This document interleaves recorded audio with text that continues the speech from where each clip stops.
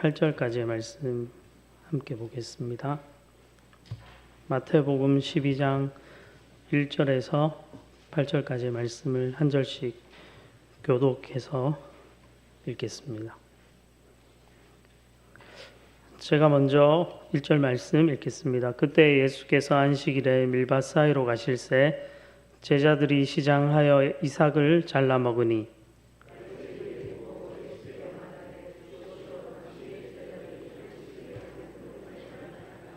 예수께서 이르시되 다윗이 자기와 그 함께한 자들이 시장할 때 한 일을 읽지 못하였느냐?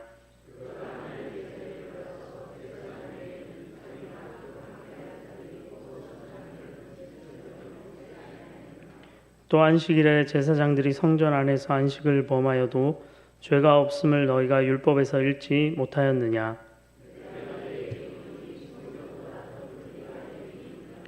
나는 자비를 원하고 제사를 원하지 아니하노라 하신 뜻을 너희가 알았더라면 무죄한 자를 정죄하지 아니하였으리라. 인자는 안식일의 주인이니라 하시니라. 아멘. 오늘은 이 본문의 말씀을 의지해서 안식일의 주인이라는 제목으로 말씀을 나누겠습니다. 안식일은 그 유대인들에게 있어서는 매우 중요한 날이었습니다. 오늘 본문의 배경도 이제 안식일이 되는데 예수님과 함께 그 밀밭 사이를 지나던 제자들이 시장에서 이삭을 잘라 먹죠. 그 모습을 바리새인들이 보고 예수님께 항의하듯이 질문을 합니다. 당신의 제자들이 안식일에 하지 못할 일을 합니다. 이렇게 항의를 한 것입니다. 안식일을 지킨다는 것은 유대인들에게는 목숨을 걸 만큼 중요한 일이었습니다. 어떤 책에서 제가 보니까 주전 2세기에 유대인들을 박해하던 그 지도자가 있었는데 그 사람이 유대인들을 잡기 위해서 안식일에 일부러 이제 유대인들을 찾아 나선 겁니다. 그러면 그들이 안식일을 지키기 위해서 저항하지 않고 잡혔고 결국에는 그들이 처형당하는 일들이 있었는데 안식일을 범할 바에 그냥 잡히겠다 하는 것이 그 사람들의 이제 선택일 만큼 이 안식일을 지키는 것이 중요했습니다. 왜 그런가 하면 하나님께서 안식일을 지키는 것을 이스라엘 이 자손들에게 중요한 언약의 표징으로 주셨기 때문에 그렇습니다. 우리가 다 아는 것처럼 십계명 제4계명이 안식일에 관한 계명이잖아요. 안식일을 기억하여 거룩하게 지키라 이렇게 말씀하시는데 출애굽기 31장 16절에 가보면 안식일을 지켜서 대대로 영원한 언약을 삼을 것이니 이는 나와 이스라엘 자손 사이의 영원한 표징이요 이렇게 딱 되어 있습니다. 하나님께서 안식일을 이 모세 언약의 표징으로 삼으신 거죠. 노아의 언약의 표징은 뭐였죠? 무지개잖아요. 무지개를 보면 이 물로 세상을 심판하지 않겠다. 아브라함 언약의 표징, 징표는 뭐였죠? 할례입니다. 할례였는데 모세의 언약의 징표는 안식일이라는 것이죠. 안식일을 대대로 자손 대대로 영원한 언약으로 삼을 것으로 하나님이 말씀하고 계시기 때문에 이들에게는 안식일을 지키는 것이 매우 중요한 일이었습니다. 이런 전통을 잘 지켜간다고 그들은 생각했고 그것을 위해서 애쓰고 또 애썼습니다. 바리새인들 이들은 특별히 안식일 계명에 주의를 많이 기울였는데 이날에 대한 규정이 구약 성경에 보면 불을 피우지 말라던가 나무를 이렇게 하지 말라던가 이런 규정들이 나오고 있지만 명확하게 구체화되어 있지는 않습니다. 그러다 보니까 이 이스라엘 율법 학자들이 자신들의 전통과 유전을 이렇게 만들어 가지고 안식일에 대한 39가지 규정이라는 것을 만들고 있어요. 그게 이제 유대인들의 미시나라는 책에 전해지는데, 여기에 보면 농작물을 거두어 들이는 일이나 타작하는 일, 곡식을 까부는 일, 곡식 가운데서 좋은 것과 버릴 것을 구분하는 일, 이런 것을 다 금지시키고 있습니다. 그런데 지금 예수님의 제자들이 안식일에 밀밭 사이로 가면서 이삭을 잘라서 먹은 이 행위가 곡식을 거두고 까부는 일을 한 것으로 이제 본 것이죠. 그들의 전통에 위배되는 일로 본 것입니다.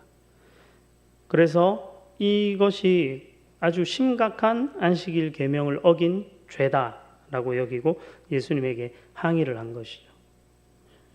뒤에 가보면 예수님께서 무죄한 자를 정죄하지 아니하였으리라라고 하면서 그들을 정죄한 것이라고 이렇게 예수님이 말씀을 하고 계십니다. 말씀을 잘 지키기 위해서 그들 나름대로는 세워둔 이 규정들이 타인을 정죄하는 수단이 이렇게 되어버린 것입니다. 이게 참 아이러니한데, 원래 안식일은 기본적으로 어떤 날이죠? 안식일. 타이틀에도 있는 것처럼 쉼을 주는 날이잖아요. 6일 동안 세상 가운데 열심히 살다가 7일째 되는 날은 아무 일도 하지 말아라. 여기에 이제 핵심적인 내용이 있습니다. 쉼을 주는 날, 세상살이 그 바쁘고 힘든 삶의 상황에서 자유를 얻고 누리는 날로 이렇게 하나님이 주셨죠. 선물처럼 이렇게 주신 날인데, 바리새인들에게 있어서는 도리어 그 전해오는 전통들을 철저히 지키기 위해서 도리어 얽매이는 날, 정말 편안하게 쉴 수 없고 예민해야 되고 이 규정을 범할까 봐 참 힘들어지는 그런 날이 된 것입니다. 참 말씀대로 살기 위해서 우리가 애쓰고 있는데, 그것이 자기 자신을 옭아매고 또 다른 사람을 정죄하고 비난하는 도구가 된다는 게 참 신기한 것 같아요. 그런데 이런 오류에 누구든지 빠질 수 있는 것입니다. 바리새인들이 그랬다면 오늘 우리들도 그럴 수 있는 것입니다. 이런 항의에 대해서 예수님께서 두 가지 예를 들면서 답을 하시죠. 한 가지는 3절과 4절에 다윗이 그 함께한 사람들과 하나님의 전에서 제사장 외에는 먹어서는 안 되는 것, 뭐죠? 바로 그 진설병을 제사장으로부터 받아가지고 먹습니다. 근데 성경에는 원래 이 진설병은 제사장들에게만 먹을 수 있게 허용되어 있는데, 다윗과 그 부하들이 이걸 어겼고 그럼에도 불구하고 어느 곳에서도 정죄하는 내용이 나오지 않습니다. 이것은 그 본문에 가보면은 그들이 3일을 굶거든요. 굶었다고 되어 있습니다. 3일을 굶어 보시면 어떻게 되죠? 3일 금식을 해보신 분 종종 있으실 텐데, 네, 금식하면 되게 힘이 들죠. 네. 이 생명의 위협을 느끼는 분도 있을 수 있습니다. 먹을 거 좋아하시는 분들, 하루 금식만 해도 진짜 막 힘들어지는데 막 이렇게 깔아지죠. 그런데 이제 3일을 거의 음식을 못 먹은 걸로 이렇게 거기에 보면 표현이 되어 있는데, 결국 굶주려서 이게 생명의 어떤 위험을 받을 수 있는 그런 상황이라면 율법을 지키지 않고 율법을 어기고 진설병을 먹은 이해가 있지 않느냐, 이렇게 한 가지 이제 답을 하십니다. 두 번째로는 안식일에 제사장들이 성전 안에서 안식을 범하여도 죄가 되지 않는 것을 너희가 율법에서 읽지 못했느냐라고 얘기하시죠. 안식일에 제사장들이 어떤 일로 안식을 범했을까요? 네.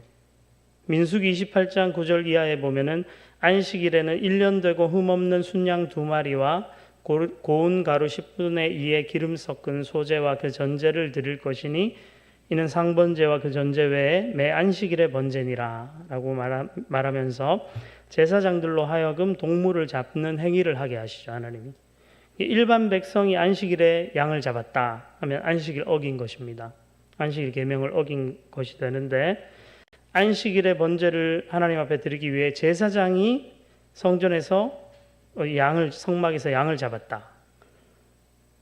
그것은 안식일 계명으로만 치면은 안식일 계명을 어긴 것이지만 제사법을 따르면, 제사 규정을 따르면 이것은 죄가 아니라 의무가 되는 것입니다. 율법 자체도 안식일을 범해도 죄가 되지 않는 경우가 있다는 것을 예수님이 들어서 이제 반박을 하신 겁니다. 두 가지 예를 들어서 이야기를 하신 거죠. 그러면서 하시는 말씀이 아주 중요한 말씀들을 하고 계시죠. 하나님은 성전보다, 예수님은 성전보다 더 크신 분이다. 나는 성전보다 더 큰 사람이다. 이런 말씀을 하고 계십니다. 제사장이 성전에서 안식일에 한 일과 예수님 제자들이 예수님 곁에서 예수님과 함께 동행하면서 한 일을 지금 비교하는 겁니다. 그러면서 성전보다 더 크신 분 곁에서 제자들이 한 일은 성전 안에서 행한 제사장들의 일보다 더 위대한 일이라는 거죠. 그들이 이 안식일법을 어겨도 괜찮았다면 나의 곁에서, 성전보다 더 큰 나 예수 곁에서 복음을 위해 일하고 있는 이 제자들은 이게 죄가 되지 않는다, 이렇게 선언을 하시는 겁니다. 율법을 원칙적으로 적용하고 율법의 그 정신들을 잊어버린 이 사람들의 태도를 예수님께서 꾸짖고 계신 것입니다. 그렇다면 안식일의 정신은 어떠한 것일까요? 앞서도 제가 조금 소개했지만 안식일은 쉼을 누리고 자유를 누리기 위해서 구별된 날입니다. 출애굽기에 가보면 하나님께서 안식일을 거룩하게 하셨다, 그 날을 거룩하게 하셨다고도 표현하고 사람들을 향해서 안식일을 지켜 거룩하게 하라고도 말씀하세요. 하나님이 거룩하게 구별하신 날입니다. 거룩하게 구별하신 날. 그 시간, 그 하루 24시간을 하나님이 정하셔가지고 그날을 거룩하게 구별하신 것, 그것은 사람들에게 진정한 자유가 어떤 것인지를 깨닫게 하시기 위해서 하나님께서 7일마다 반복해서 허락하신 날이라는 겁니다. 왜 그것이 자유가 될까요? 안식일의 시간을 보내는 것이. 유명한 유대인 신학자인 아브라함 조슈아 헤셀이라는 사람이 안식이라는 책을 썼습니다. 이게 안식에 관해서는 유대인들이 철저하게 지키기 때문에 유대인 신학자의 이 안식에 관한 글들을 읽어보면 엄청 탁월합니다. 이 사람이 어떤 이야기를 하냐면 안식일은 자유를 위해서 구별된 날이다, 이런 선언을 해요. 그러면서 오늘 우리 시대의 상황을 이렇게 설명하고 있습니다. 빗대어서. 우리는 높은 수준의 정치적, 사회적 자유를 획득한 사람은 우리 시대에 많이 있다. 그러나 사물의 노예가 되지 않은 사람은 대단히 적다. 우리의 항구적인 문제는 어떻게 하면 사람들과 어울려 살면서 자유자로 살 수 있을까? 어떻게 하면 사물과 어울려 살면서 사물에 예속되지 않고 살아갈 수 있을까 하는 것이다. 무슨 뜻인가요? 이 세상을 사는 사람들은 일주일을 살면서 세상에 예속되고 사물의 노예가 되어서 살 수밖에 없다는 거죠. 그 현실 속에 우리는 살아간다는 겁니다. 그러나 그리스도인들은 그런 상황 속에서도 자유롭게 살아야 한다는 거죠. 세상의 물질로부터 자유해야 되고 하나님을 모른 채 살아가는 사람들의 그 삶의 모습으로부터 자유해야 되는데 이것이 어떻게 가능한가? 그것은 안식일을 지킴으로 가능하다는 것입니다. 계속해서 그 사람이 이런 이야기를 합니다. 안식일은 자유를 위해 구별한 날이다. 하나님이 우리에게 안식일을 주신 이유는 일주일 동안 사물의 노예가 된 우리를 해방시키기 위해서이다. 안식일에 화폐를 사용해서는 안 되는 이유가 바로 여기에 있다. 인간을 노예로 만드는 가장 큰 우상이 돈이기 때문이다. 이것은 오늘날 주의를 거룩하게 지키기를 강조하는 그리스도인들이 주일에 돈을 쓰면 안 된다고 주장하는 이유와 같다고 할 수 있습니다. 제가 어렸을 때 교회 장로님들이 교회 앞에 슈퍼가 있었는데 예수님 믿지 않는 그 부부가 하시는 어른들이 하시는 슈퍼인데 거기에서 우리 아이들이 뭘 사 먹잖아요. 주일이라도 뭐 아랑곳하지 않지 않습니까? 그러면 항상 혼내시는 그 보초서는 장로님 있었습니다. 사 먹으면 누구 자식이야 그래가지고 엄마 아빠 이름 대라 하고 이런 분 있었습니다. 근데 이유를 설명해 주지 않았어요. 주일에 왜 돈을 쓰면 안 되는지. 제가 이 책을 보면서 이제 한 거죠. 인간을 노예로 만드는 가장 큰 우상은 돈인데 이 돈으로부터 자유하기 위해서는 주일만큼은 돈을 쓰지 않고 하나님 앞에서 살아가는 그 삶의 모습을 지켜가야 한다는 것이죠. 이 세상 최대 우상인 돈으로부터 자유를 누리기 위해서 주일에 화폐를 사용해서는 안 된다는 것입니다. 물론 극단적으로 적용할 수 없습니다. 뭐 요즘에 주일 돈 다 쓰시잖아요. 그러나 이 핵심적인 이야기들, 왜 우리에게 안식을 주시는가? 세상에 예속되고 물질에 예속될 수밖에 없는 우리에게 참 자유를 주기 위해. 그건 지금 우리나 모세 시대의 이스라엘 백성들이나 예수님 시대의 그 유대인들이나 똑같습니다. 제일 자유하기 힘든 것이 돈이잖아요. 돈 없이 살 수 없으니까. 돈 없으면 교회도 안 된다 하잖아요. 목회 못한다, 돈 없으면. 이런 얘기를 하는 세상 시대이지 않습니까? 그렇기 때문에 안식일을 통해서 공간에 물질에 예속될 수밖에 없는 우리가 진정한 자유를 누리는 그 훈련을 해야 한다는 것입니다.